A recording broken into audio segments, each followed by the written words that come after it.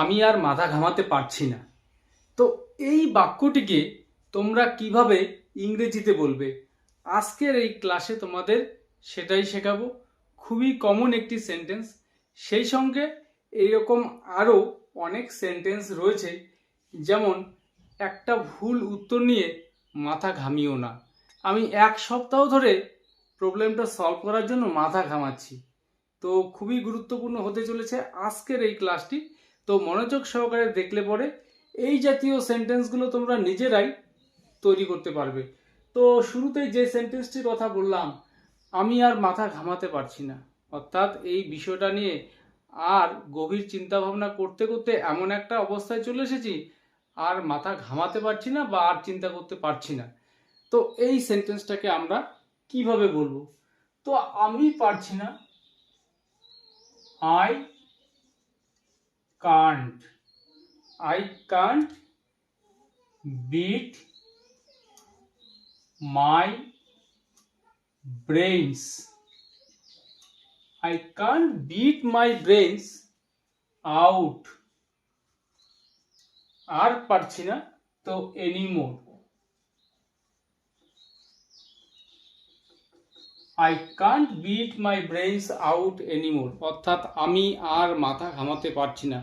তাহলে এই সেন্টেন্সটা তৈরি করতে আমরা একটি ইডিয়মের সাহায্য নিব। someone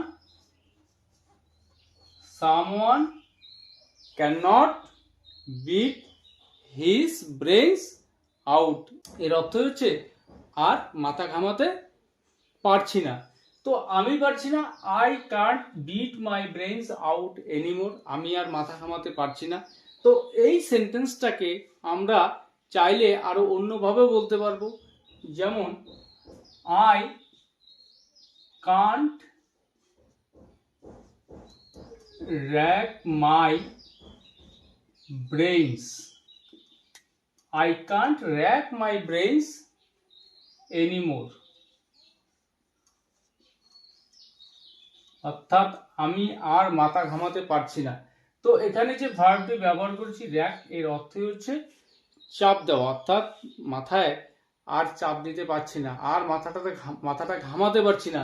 তো I can't rack my brains anymore, আমি আর মাথা ঘামাতে পারছি না। চাইলে এই সেন্টেন্সটাকে আমরা আরো অন্যভাবে বলতে পারি, আই অ্যাম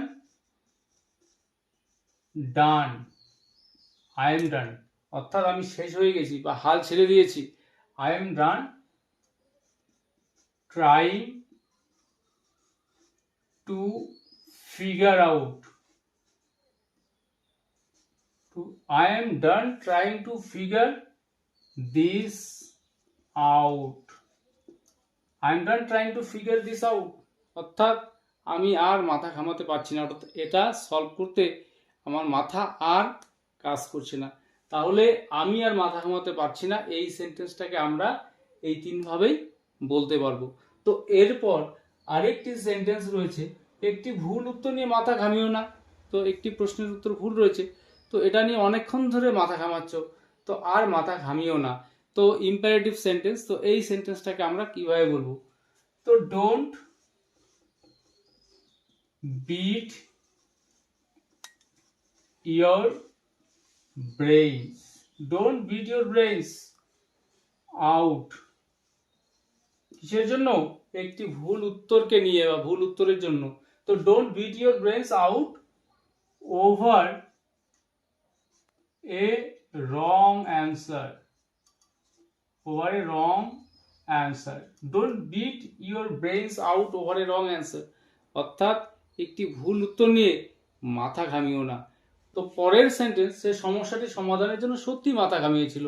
তো সিম্পল পাস্ট টেন্সে রয়েছে সেন্টেন্সটি, এই সেন্টেন্সটাকে আমরা কিভাবে বলবো? তো শুরুতে subject he or she, really, beat ভার্বের সেকেন্ড ফর্ম আমরা এখানে নিয়ে আসবো।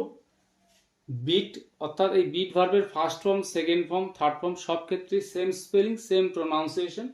হি really beat his brains out. কি করার জন্য? সমস্যাটি সমাধানের জন্য। To solve the problem. to solve the problem. He really or she really beat his brains out to solve the problem. অর্থাৎ সেই সমস্যাটা সমাধানের জন্য সত্যি মাথা ঘামিয়েছিল। পরের সেন্টেন্স, আমি 1 সপ্তাহ ধরে মাথা ঘামাচ্ছি এটা সমাধানের জন্য, তবুও পারছি না। তো এই যে 1 সপ্তাহ ধরে মাথা ঘামাচ্ছি, অর্থাৎ এই সেন্টেন্সটি প্রেজেন্ট পারফেক্ট কন্টিনিউয়াস টেন্সের মধ্যে রয়েছে।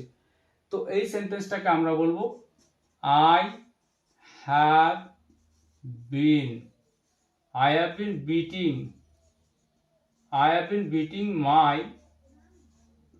brains out. I have been beating my brains out for week.